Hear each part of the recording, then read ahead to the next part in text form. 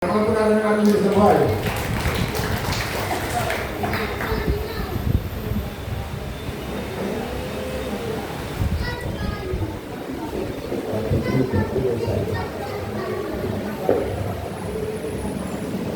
Ayan, magandang umaga po sa bawat isa. Sarap talaga ako po sa Panginoon. Ang sarap kumawit sa Panginoon. Kaya minsan nag-challenge ako eh. Gusto ko rin kumanta para mailabas ko rin yung boses ko ng Bruno Mars. Minsan gusto ko rin kumanta, nag-English ko rin. So, pwede mahirap gitara. Ano? So, yung mga nakakaalam yung kanta nakakantay ko, you can join me singing. Kasi masarap din naman yun na yung mga kasabay kumanta, di ba? So, sabi ko nga sa inyo, ilalabas ko na yung boses kong Bruno Mars.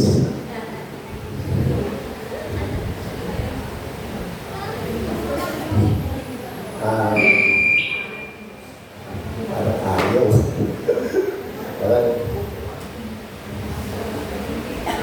Parang pumayag na, ano.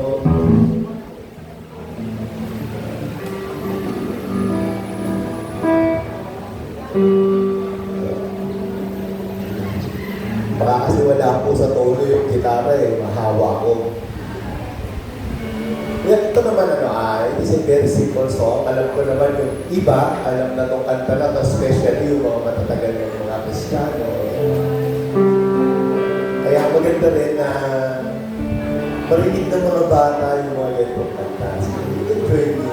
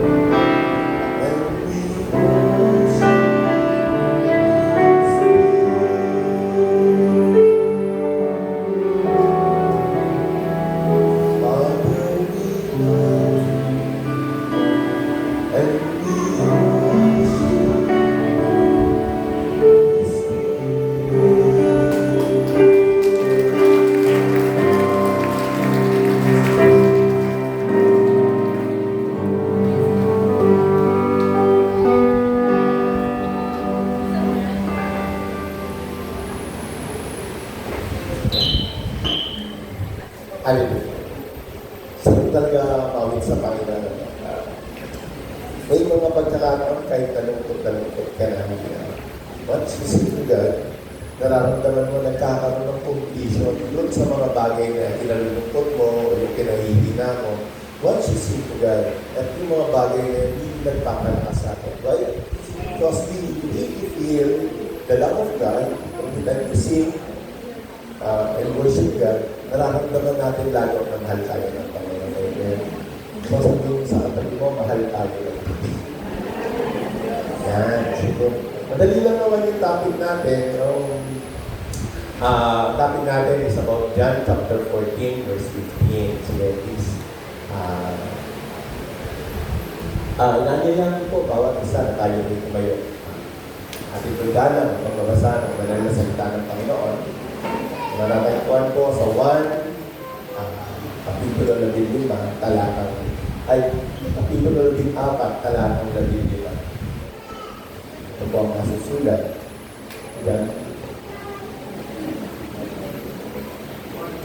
John chapter 14, verse 15, ito po ang nasusulat. Kung ako'y inyong iniibig, ay tutuparin ninyo ang aking mga utos. Ayon sa dalili mo ang panalangin, makapangyarihan ka ba at taas-taasan ng Diyos tunong na hari ng lumito. Lord, we pray and we have full of heart feeling that may yung Spirit lead us, Panginoon. Buksan mo po, Panginoon, ang aming mga puso, ang aming kaisipan, ang aming Espiritu, O Diyos, upang maunawaan ang mensahe tayo sa mga parating sa amin. Tulungan mo po kami, Panginoon, na maging tanggap ang aming mga buhay sa harapan sa pamamagitan ng mensahe. Buksan mo po, Panginoon, at maluwang kahayag ka. Itapon mo po sa iyong maganda po sa iyong lingkod, ikaw lamang ang maitaas at paluwag natin. Sa iyo po ang pinakamataas na papuri at pagsamba sa pangalan ng Jesus. Amen. Amen. Praise God. Praise God. Karapakan natin ang Panginoon. Isa sa pinakamasarap talagang tignan, when we talk about Christianity, hindi pwedeng mawala yung pag-ibig natin. Kasi Christianity, the root of being a Christian is the love of God. Tama po ba? Yeah? Pag sinabi natin Christian ka, the root of being a Christian is the love of God. May pinagpulan yung pagiging Kristiyano mo dahil sa pag-ibig ng Diyos sa'yo. Yeah? So, napakasarap na in return, as Christian, we need to do something to show the world na tayo ay mga mananampalataya at ito ng Diyos. So, kung wala akong ganun kasi, wala tayong pag-ibig o wala tayong wala tayong pagbabago, again, we are not called Christians or follower of God. Diba? Tama po ba? Diba? So, napakahalaga na maunawaan natin na ang pag-ibig is the main root of being a Christian. So, the love of God, sabi mo, the love of God is the root of Christianity. So, yan nakakatuwa, di ba? So, without the love of God, Christian ba tayo? Hindi. Dito makikita natin sa talatang ating binasa, silang naman siya, kung ako'y iniibigin ay ito pa rin ito ang aking mga utos. Okay, we define love, makita natin. We will define love, and we will define ito pa rin. So, our topic today is very simple about two important words. But there's a third word that we need to focus after we deliver this important message. But after ito, meron tayong isang salita inside this passage na kailangan natin pag-aralan. But first, we need to understand the two important words inside the passage, which is the pag-ibig, the love, and the obedience. Yan. Siyempre, pag pinag-usapan natin kung ako'y inyong iniibig, ay punto pa rin ninyo ang aking mga utos. So, sa pag-usapan, no, yung pag-ibig, describe, sabi nga yung love is the most special and important ibig na meron dapat ang tao. Kahit nga yung mga estudyante, di ba, pag nag-aaral kayo, or pag pinag-aaral kayo ng mga magulang mo, the reason why they want you to study, to finish your study, kahit mahirap sa kanila o nabibigatan sila, because they love you. They want a good life after you finish your study, di ba? Yung mga iba nga, kahit hirap na hirap, yung buhay nila, they want you to finish your study because this will make you a better person. Tama, tama. Kaya maraming mga magulang kahit na nahihirapan, nabibigatan, tutulak po talaga nila yung mga anak nila para magkaroon po talaga ng magandang kinabukasan ng mga anak. Why? Because they love them. Diba? O kagaya kayo, di ba, enrollment na naman. Sino mo ipapaaral ng college dito? O yung mga nag-aaral na lang ng college? Sino ba? Ayan, mga bata. O yung mga hindi naman, kahit mga elementary na high school, di ba? O ayan, meron tayo dyan. So the reason you want them to study is that's one way of showing your love to them na dapat magkaroon kayo ng magandang buhay sa inaharap. And through this, I will support you. I'm willing to sacrifice. Marami akong susurrender sa buhay mo. At marami akong sasabit sa buhay ko para lang mapag-aral ka o para mag-aral ka. Why? Because your future is important. Kaya, halaga yung pinabukasan natin. So, inside this passage, makikita natin the word now. Yung ibig-ibig. So, during my high school days, meron ako isang na-memorize na quote. Love is a special feeling that only can begin when you open up your heart and let somebody in. Love sharing hopes and dreams. It's taking and it's giving. And absolutely, love is the special part of living. So, you notice the last part is love is the special part of living. So without love, there's nothing special to live inside this world. Diba? Kung walang pag-ibig, wala akong katuturan ang pabuhay dito sa mundo. Naniniwala po ba kayo? So, hindi porke kasama mo yung mga mahal mo sa buhay, you are already showing them na love. Inside that love, you need to give the sacrifice, the submission, and this complete surrender. So, ilang test tayo mag-aaralan natin. That's after we discuss these two words. So, kita natin, mahalaga yung pag-ibig. So, meron tayong kinakal natin na three types of love. The Pilihan love, yung pagmamahal natin sa mga kapatiran natin, na pag-minsan, pag may nangangailangan, one way of showing your love to your brethren o yung mga kapatiran natin is to help them or to support them in any way na kaya natin. Yun, kung meron mga kapatiran o even unbelievers, one way of showing them is the Pilihan love is yung supportan natin sila o pinupulutan natin sila. Right? That's Pilihan love. Now, another love is the Eros love. Eros love is erotic love. It's between lalaki at babae. Yung sinisita mo. Diba? Yung mahal mo, yung gusto mo. Pag mahal mo siya, that's Eros love, erotic love. So, hindi ka pwedeng magmahal ng dalawa pag erotic love, sama yun. So, madalas, ang erotic love, makikita natin yan sa magkasintahan. Ano pwede rin sa mag-asawa? So that's erotic love. And last is the agape love. Yung pagmamahal ng Diyos, pagmamahal sa Panginoon, yung pagmamahal ng Diyos na unconditional. Pag sinabing unconditional, wala akong katapat yun. Wala akong kabayaran at kahit kailan hindi nagbibintay ng kapalit. Ganun po ang pag-ibig ng Diyos sa atin. That's the basic meaning or the simple meaning of three kinds of love. So, kung meron ka pagmamahal sa asawa mo o sa girlfriend mo, that's erotic love. And you need to love him or her according doon sa paraan na nais ng Diyos.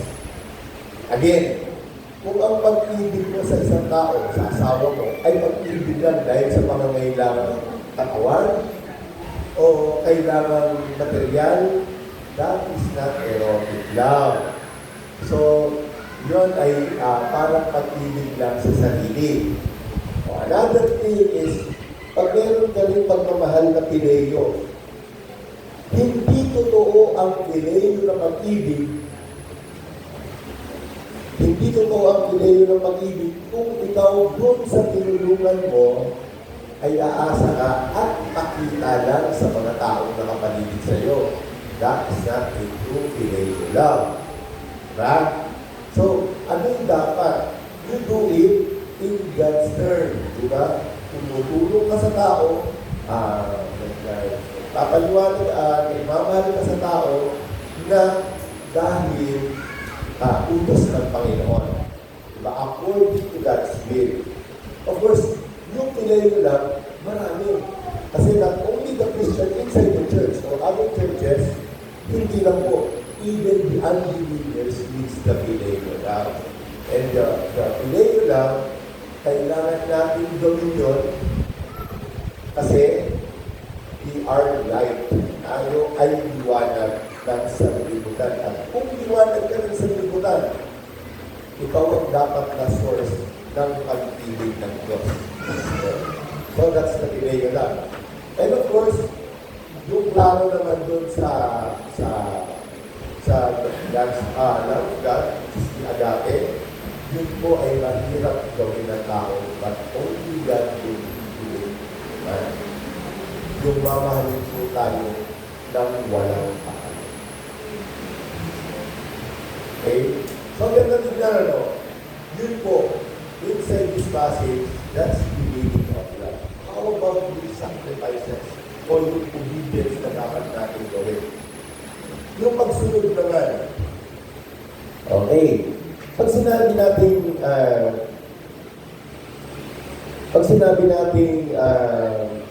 magsunod, ano yung unang papasok sa isip natin bilang tao?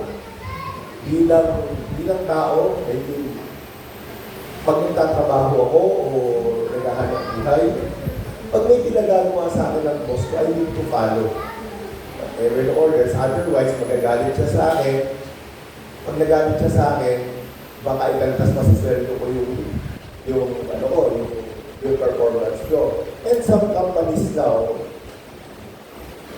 are giving bonuses or incentive sa mga empleyado nila because of their performance.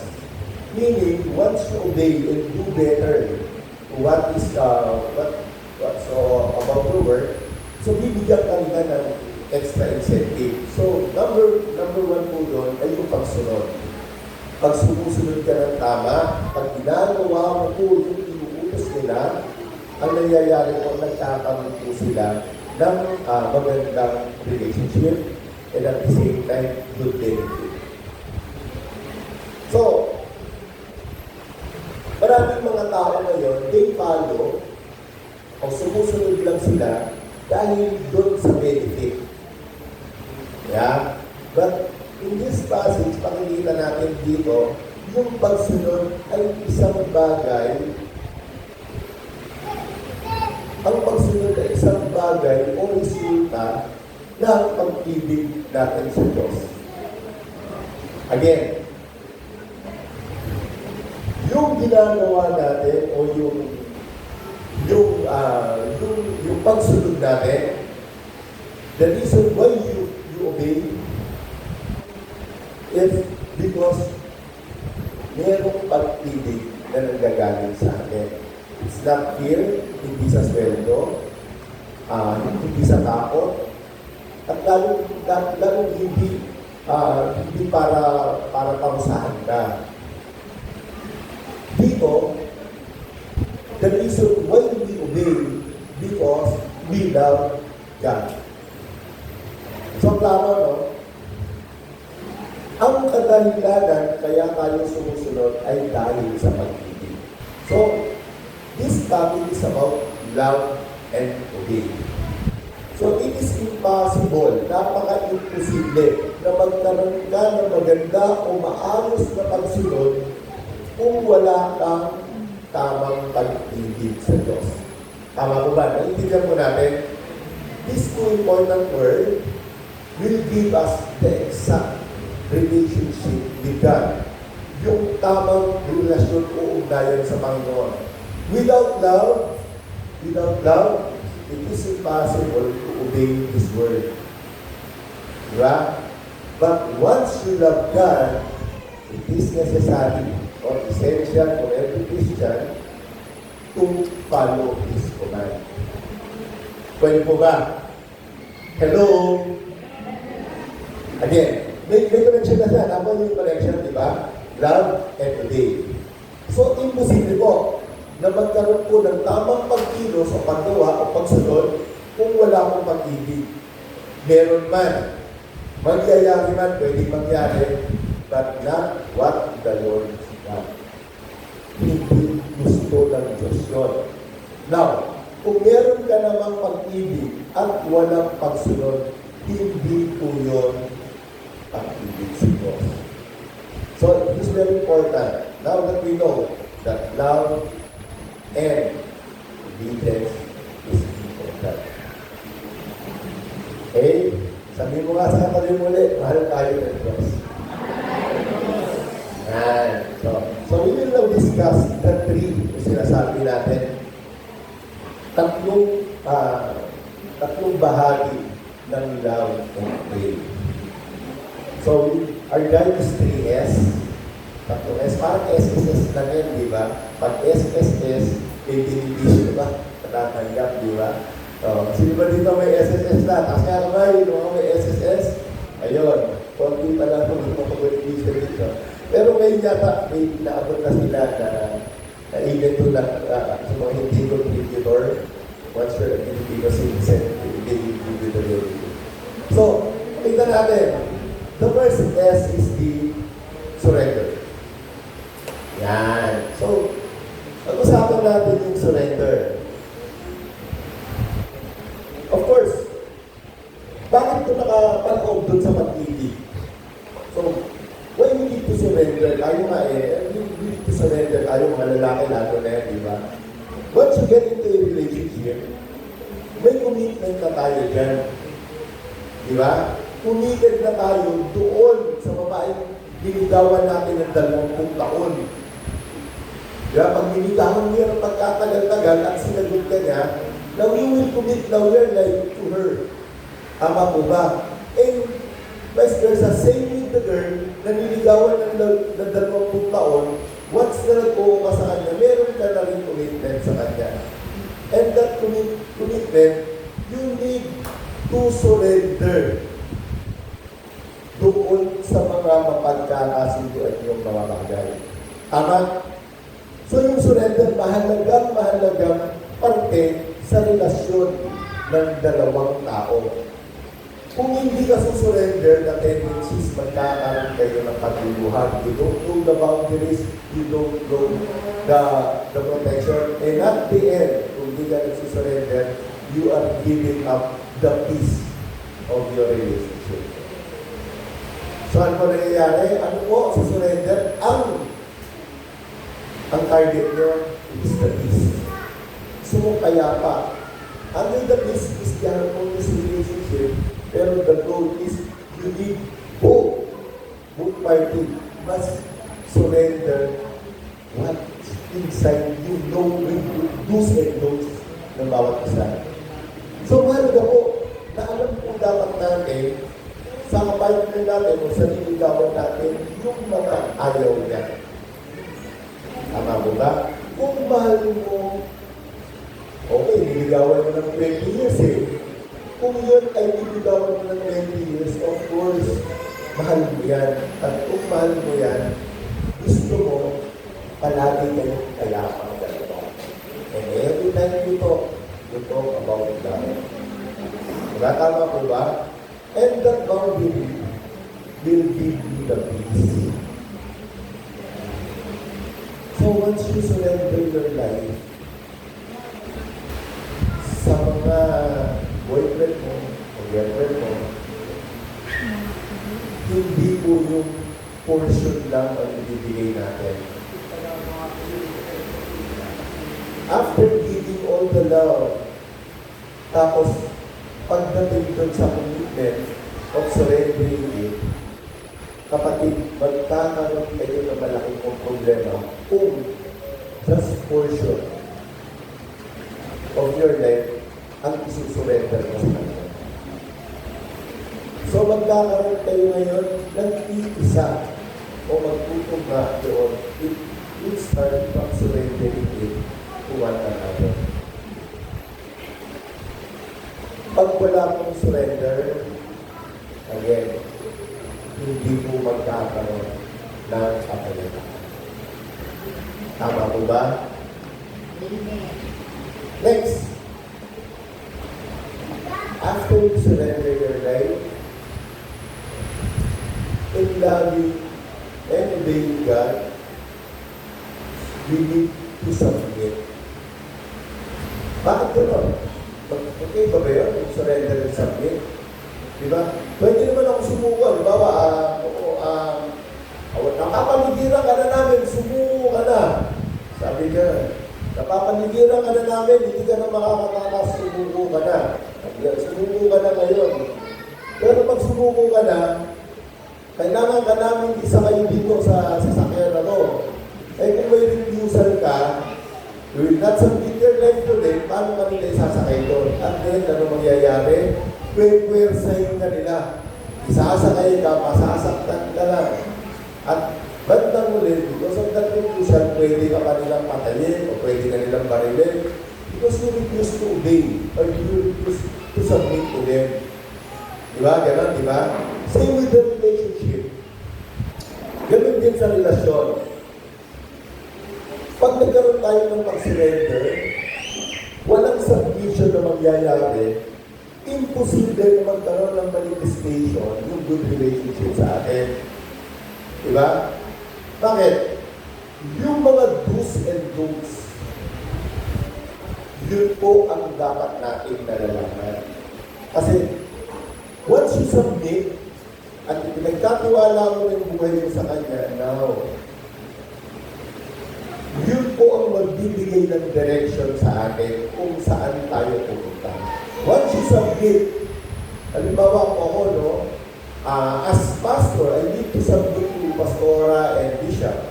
Kung ano yung gusto nila ipagawa, kailangan kong gawin. Otherwise, magkakaroon lang po ng kaguluhan at yung direction maaaring mahiwalay ako. Tama po ba? That's the important of submitting your life to God. Kung wala po tayong submission sa Diyos, kapatid, wala po tayong direction.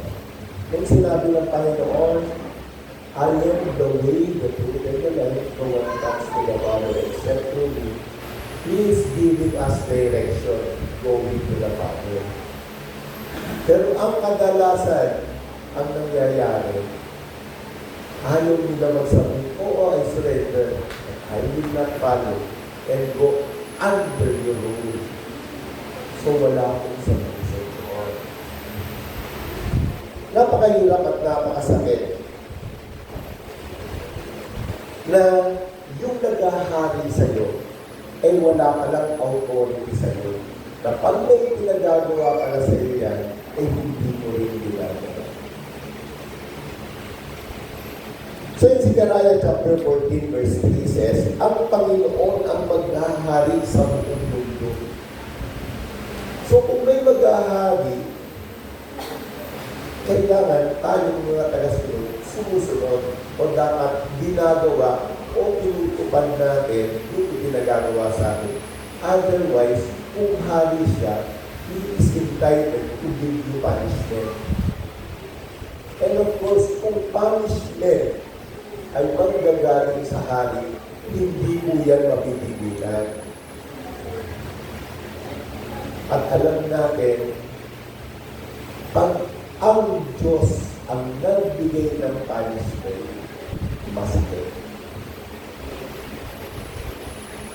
Sa nagmula because of the submission. Hindi po siya nag-submit.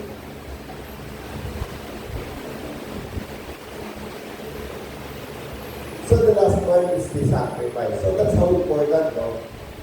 You surrender, then after you surrender, you need to submit. And after submission, you need to sacrifice. Ano yung una? Surrender. Number 2, submission. And lastly is the sacrifice. So di tayo mag-usap about sacrifice. Ito na yung pinakamasakit, yung pinakamahirap na parte ng pagiging Kristiyano. Why? Yung submission okay lang eh. Because you follow kung ano yung gusto niya. Kaya nagkakaroon po tayo, mga Christian, nagiging selective Christian sila because they just follow, nagsasubmit sila doon sa gusto lang nila. But in sacrifice, yung gusto mo, kakalimutan mo na. Yung gusto mo, tatalimuran mo na. Yung buhay mo, ilalayin mo na. So okay pa eh, di ba? Yung first part, masarap surrender. Pag alam mo, may benefit ka eh.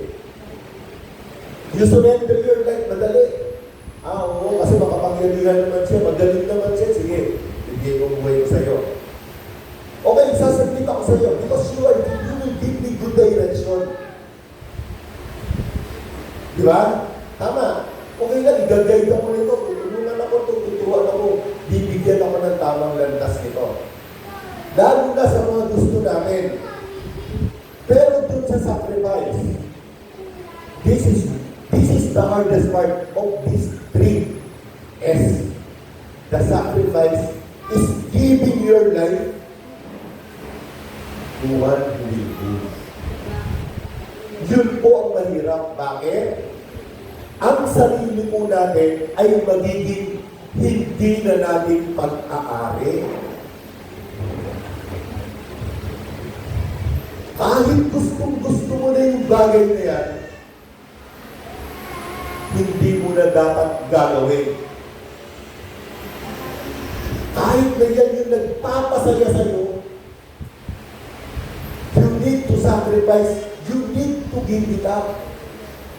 Otherwise, wala mong katotohanan ang pag-ibig mo sa Diyos.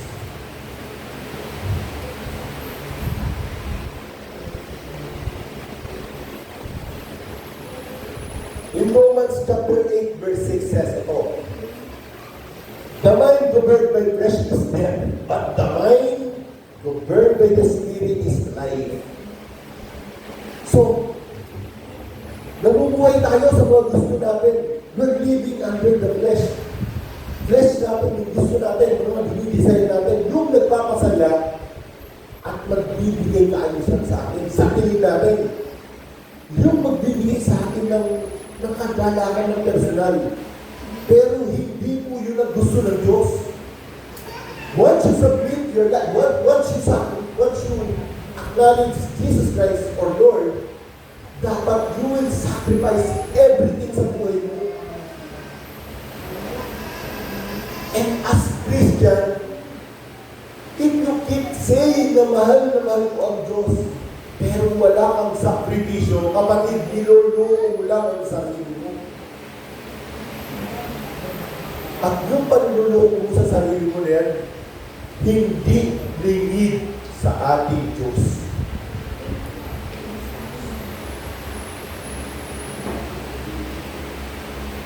Dahil hindi lingid sa ating Diyos yun, masakit sa kalooban ng ating Panginoon na you are denying Him instead of denying yourself for Him.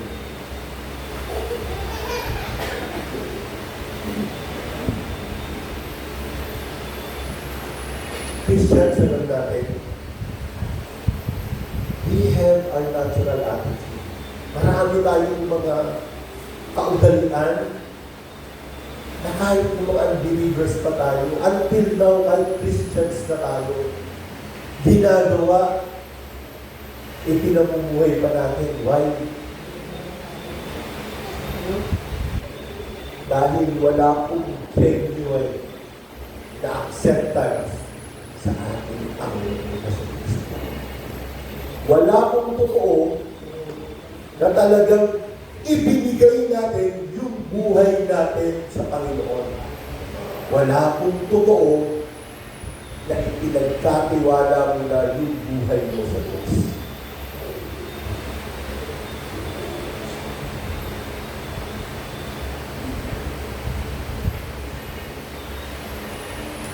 Kaya kung tayo nag-aaral ng salita ng Diyos Kaya kung tayo nandito linggo-linggo, kapag napakinggan natin yun, this will renew our mind. And when the renew comes, alam niyo po, nababago ang kaisipan natin, nababago ang pagkatao natin. At pag nabago po ang pagkatao natin, yun po yung transformation na sinasabi in Romans chapter 12 verse 2. So it is very impossible na i-claim natin na we are Christian, na tayo born again, pero wala hong transformation na nangyari sa atin. Stop claiming and shouting na Kristiyano ako, mananampalataya ako, pero walang nabago sa iyo. Why? Hindi ka nagsasakripisyo ng talagang gusto mo sa buhay mo. You are not giving it to God. You are not surrendering it to God. Ay yung sacrifice yun po yung masakit. Ang hindi ka na nasasaktan kapatid, hindi totoo sa sakripisyo.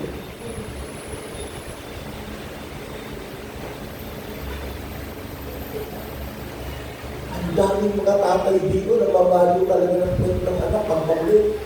Yung mga bata. Natutuwa ba yung tatay mo?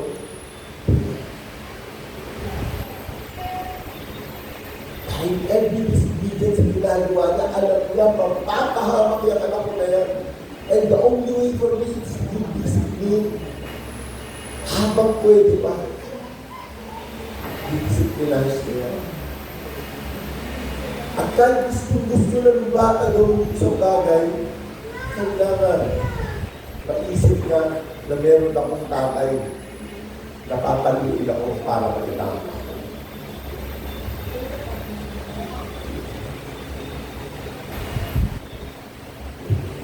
Lahat yan nagsisimula sa kaisipan natin. Hanggang hindi mo ini-entertain na we need a very powerful God to rule us. Kapatid, walang transformation na mangyayari sa iyo. Walang pagbabago. Yung magnanakaw, pag pumunta sa harap mo, nilayans mo yan, bumagsak yan. Pinag-pray natin lang dito at bumagsak yan. Pagbangon niya, dapat bagong nilalang yan. Hindi pagbangon niya, magnanakaw pa rin siya. Yung tao na nananalangin, umiiyak, talagang naghahagulgol. Pero pagdating, pagkatapos manalangin, chismosa pa rin siya. Wala akong pagbabago nangyari na. Matapos po, na mag-praise and worship, kumanda sa Panginoon, nagpakubaba, nagpakatirapa, ay maninirang puri ka pa rin, kung may tao ka sa harap ng Diyos.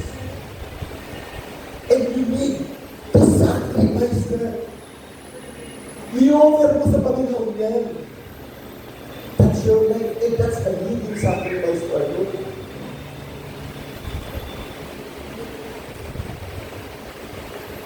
Madali sa yan. Dali mag-submit at sacrifice for God's word. In Titus chapter 1, verse 15 says, malinis ang lahat ng bagay sa may malinis na isipan. So, saan magsisimula? Sa kaisipan natin. Every time na may naiisip ka na may nangyayari na instead of being negative, Isipin mo dapat positibo at mabuti ayon sa kalooban ng Diyos. Ngunit sa masasama at di sumasampalataya, walang bagay na malinis sapagkat marumi ang kanilang buti at isipan. Nakasulat yun.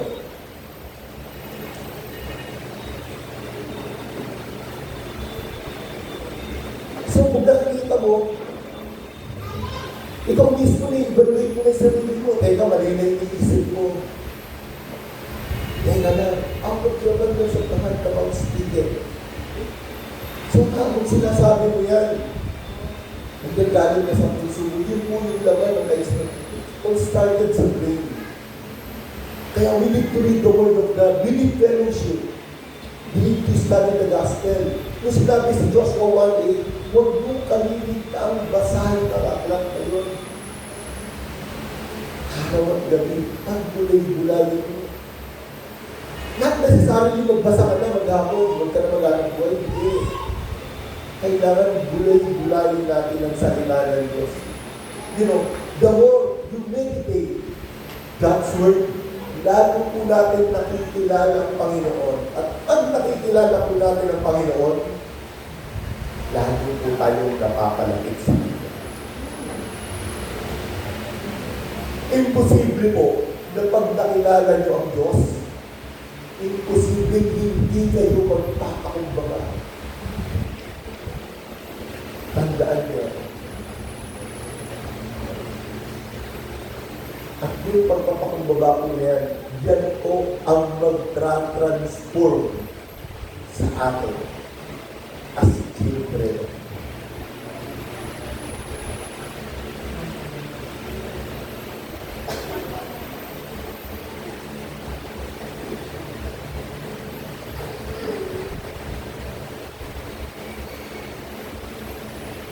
This important word o isa, surrender, submission, and sacrifice. Minsan, dalawa lang yung ginagawa natin. Surrender, submit. Pero kapatid, pag yung ma-apektuhan ng buhay mo, o yung mga gusto mo, ayaw mo lang gawin. At hindi po yun at ang tanggap.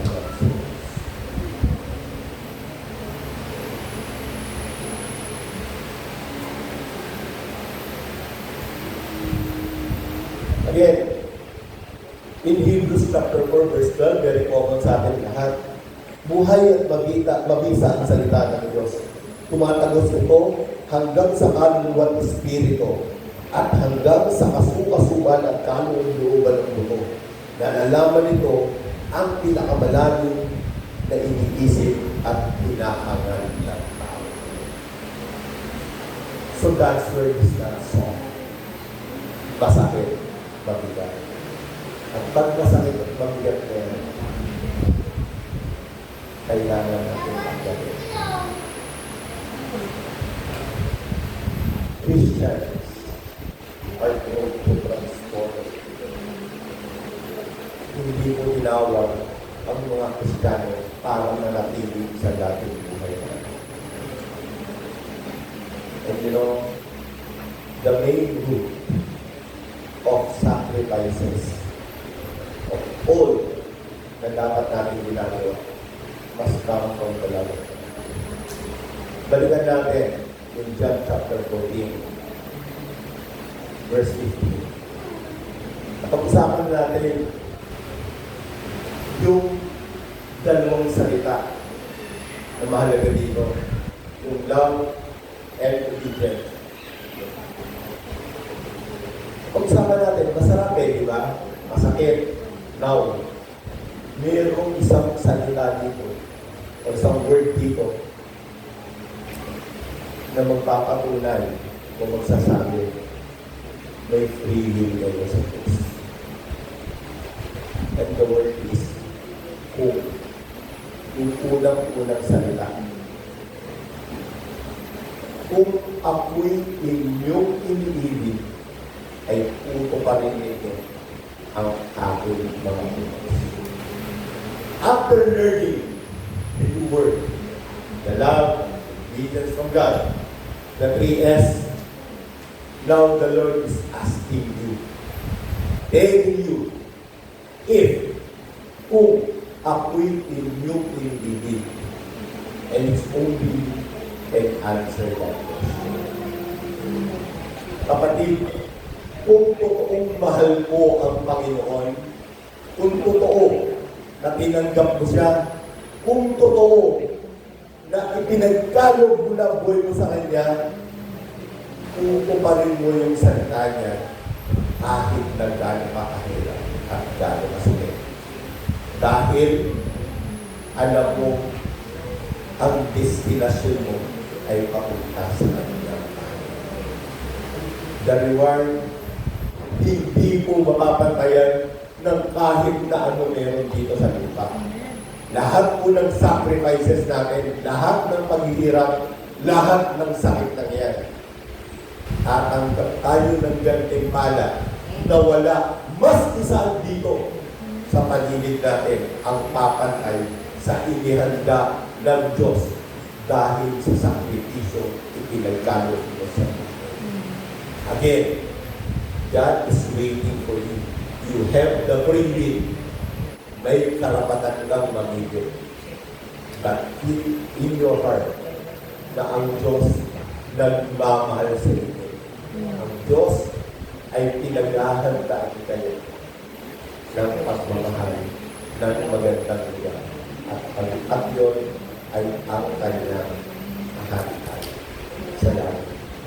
Kung mabubuhay ka sa mundo ito, what the Lord is expecting from you is to give all the glory and honor to His name.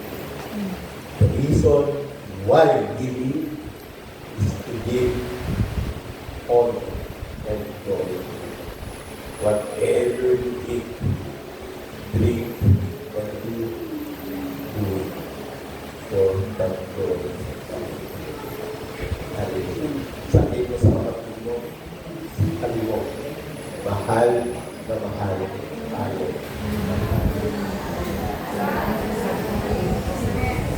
Kanina ko ng tao sa Diyos.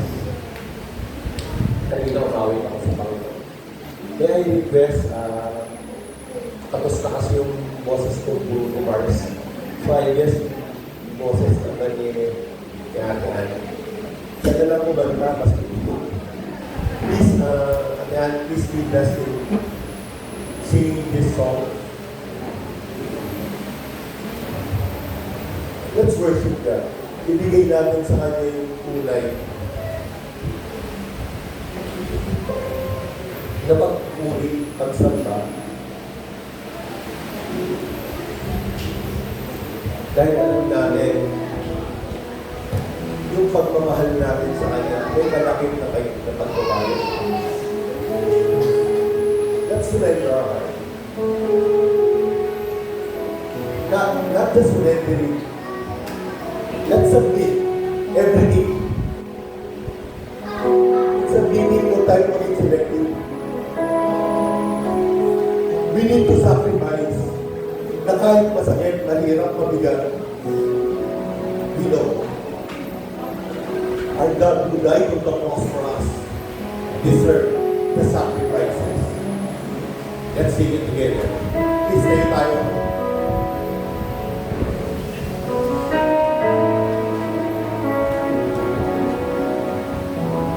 Hallelujah. You are a peace, Lord.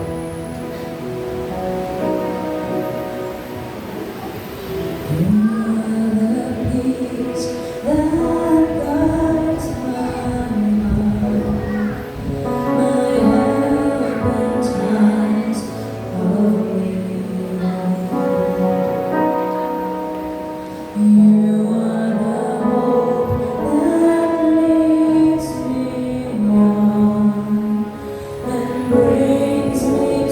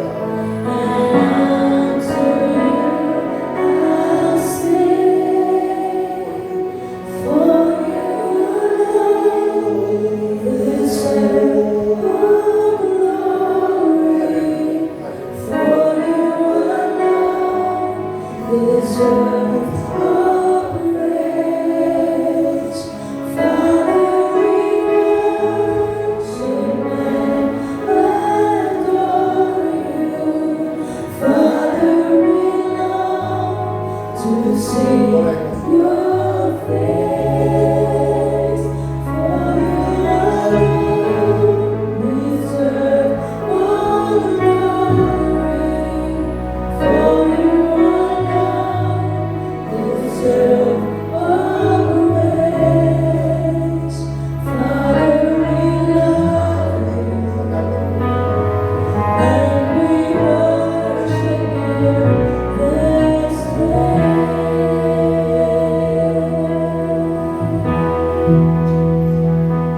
Awitin pa natin. You are the peace that guides my heart, my help in times of need. And you are the hope that leads me on and brings me to my knees. For there I find you waiting, and there I find release. So with all I worship, and unto you I stand. For you alone deserve all glory, for you alone deserve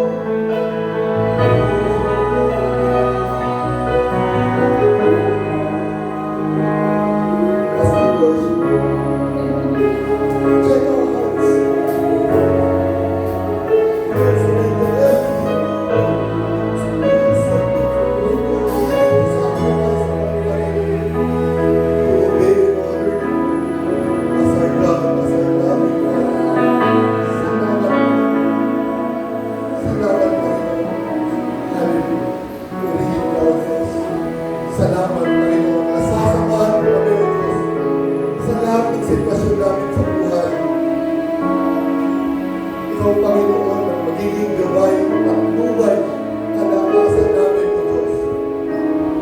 Sa bawat sandali ng pagkakaan. Muli, Panginoon, salamat sa pag-ibig mo. Patuloy ka namin pupurihin, sasambahin at itataas. Hallelujah. In Jesus' name we pray. Amen. Amen. Amen. Glory to God. Glory to God.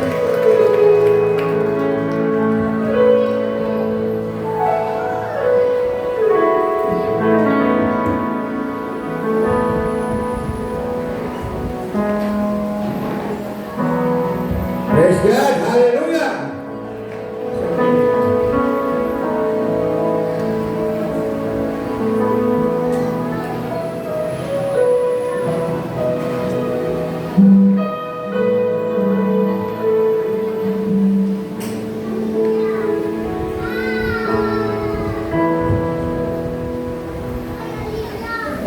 Purihin po, Panginoon.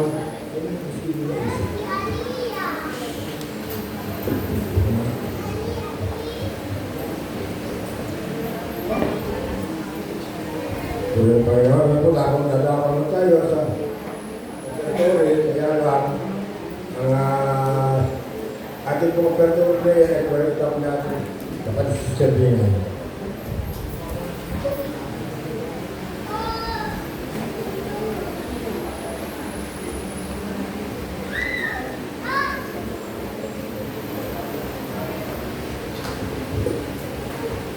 Praise God! Tayo po ay magkakaloob o dating at ang mga pangyarihan sa salita. Pinupuri ka namin at pinapasalamatan, Panginoon. Pinupuri ka namin sa inyong katapatan, sa inyong kadakilaan, sa iyong pag-ibig at pagmamahal sa amin. Doon nga po ikaw ay Diyos na dakila at makapangyarihan, Panginoon. Ito po, O Diyos, na ikaw ang dapat namin sambahin sa Espiritu at katotohanan. Salamat po, Panginoon, sa umagang ito, sa mga napakinggan namin na iyong mga salita. Tunay pong tumibay ang aming pananampalataya tungkol po sa pag-ibig at sabi mga po sa iyong salita na kung iniibig ka namin ay susunod kami sa inyong mga utos. At isa sa utos mo po, Panginoon, ay magdala kami, dali namin ang 10 bahagi at mga tinatangkip namin sa iyong templo, Panginoon. Lord, salamat. Alam po namin, O Diyos, na kung kami magtatapat sa pagbibigay sa pagkakaloob, Panginoon, lagi kami lubos-lubusan ang biyaya na tinatanggap na namin kung kaya kami po naman ang magbibigay sa oras na ito. Panginoon, sabi mo kung kami magkahasik ng kaunti ay mag-aani ng kaunti, pero kung magkahasik kami ng marami, marami ang aming aanin, Panginoon. At sabi mo, Panginoon, ang nagbibigay na masaya ang puso ay inyong iniibig. Salamat po, Panginoon. Alam namin kami mga anak mo, Panginoon, ay masayang magbibigay, masayang magkakaloob dahil iniibig ka namin at tandaan ng sumunod sa iyong mga utos. Kaya salamat po, Panginoon. Pagpalaan mo po ang bawat kamay na magbibigay. Pagpalaan mo po ang kanilang mga tinatangkilik, ang kanilang mga hanap buhay, Panginoon. At ikaw ang Diyos na pagpatuloy, nagbibigay sa amin ng kalakasan, aming pinakatawan higit sa kalakasan espiritual, Panginoon, upang tuloy-tuloy po kami makapakasunod sa iyong dakilang kalooban aming amang nasa langit. Kaya, Panginoon, salamat po sa pagbabasbas mo sa bawat manibigong. Magagamit pa po ito para sa ikalalago, Panginoon, ng mga kaluluwa na makakatanggap pa sa iyo upang pagtanggapin sila ng kaligtasan at buhay na walang hanggan na magmumulalan sa iyo aming amang nasa langit. Kaya salamat po sa pagbabasbas. Ito po yung samot na lang namin sa iyo, Ama. Sa pangalan ni Jesus, ang lahat po ay magsabi ng Amen and Amen. To God be all the glory. Hallelujah.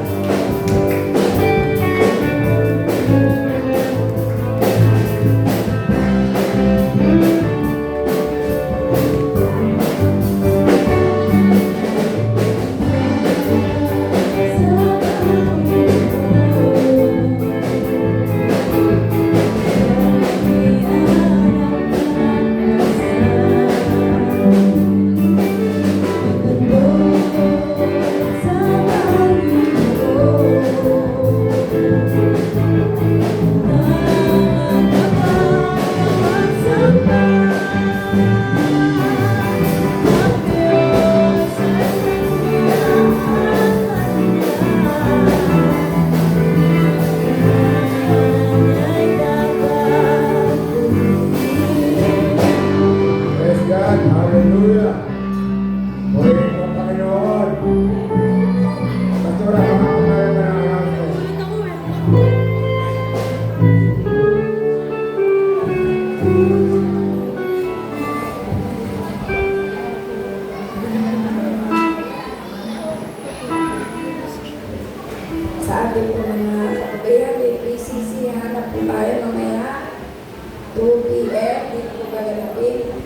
At yung 81 ay walang mga po. Purihin po, Panginoon, ngayon po. Lalo ilala ko na rin yung panalangin, na malapit ng panalangin.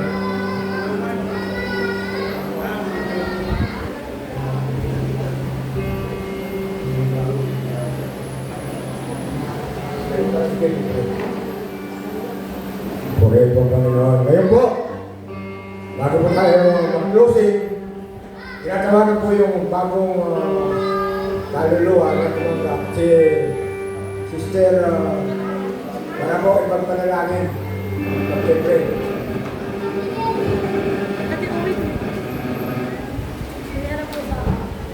Ay,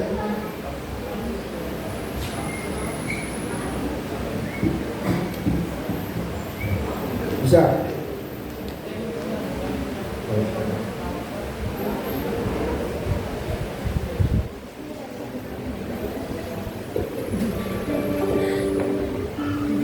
Praise God, Panginoon Diyos.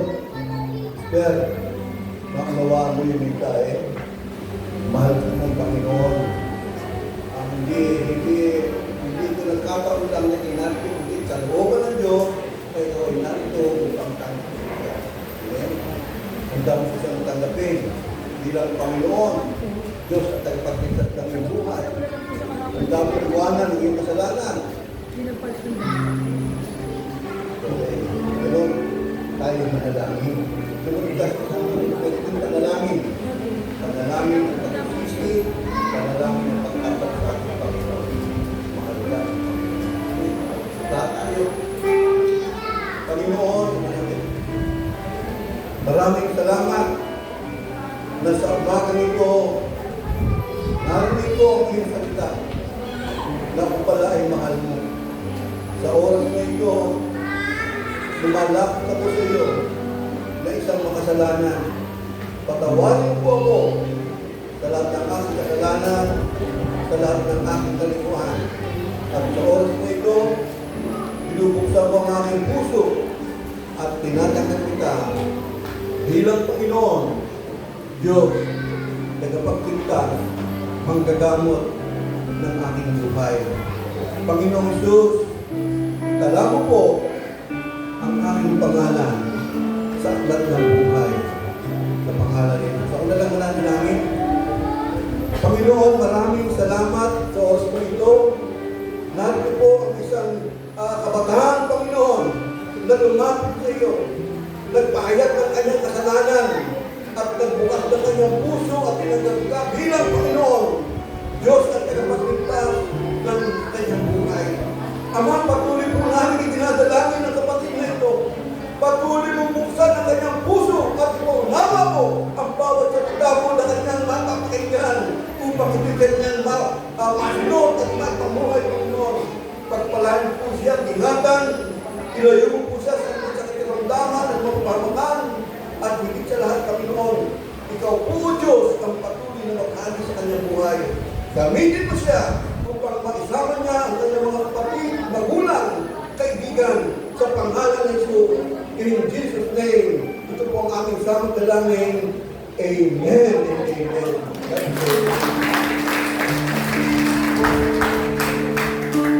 Sige po, tayong lahat ay tumayo at tayo magpasalamat sa ating Panginoon. Praise God.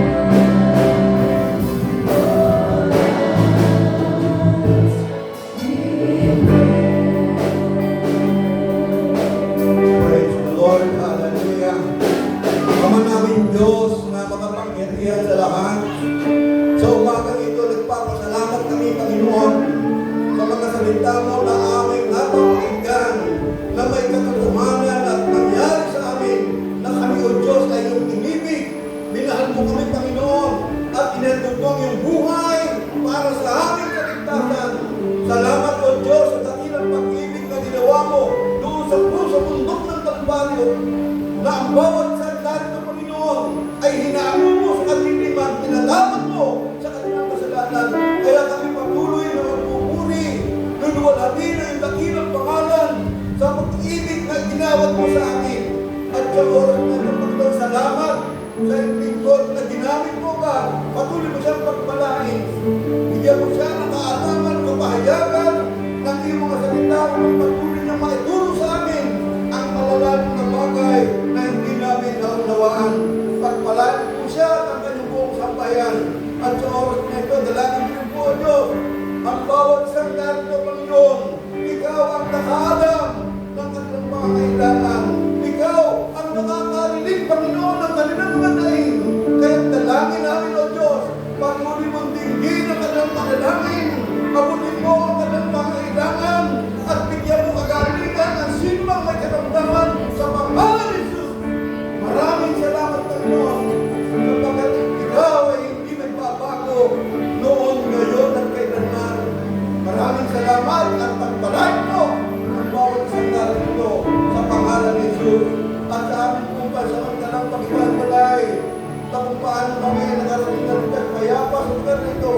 Ganun din po, Diyos, na kami makarating at makauwi sa aming tahanan ng ligtas at payapa sa pangalan ni Jesus. Kaya Ama, maraming salamat at sa iyo namin binabalik ang lahat ng papuri, pagkalamat at pagluwalhati, pagsamba sa pinakamatamis na pangalan, ang pangalan ng Panginoong Jesucristo. Ito po ang aming samang dalangin. Lahat ay magsabi ng Amen!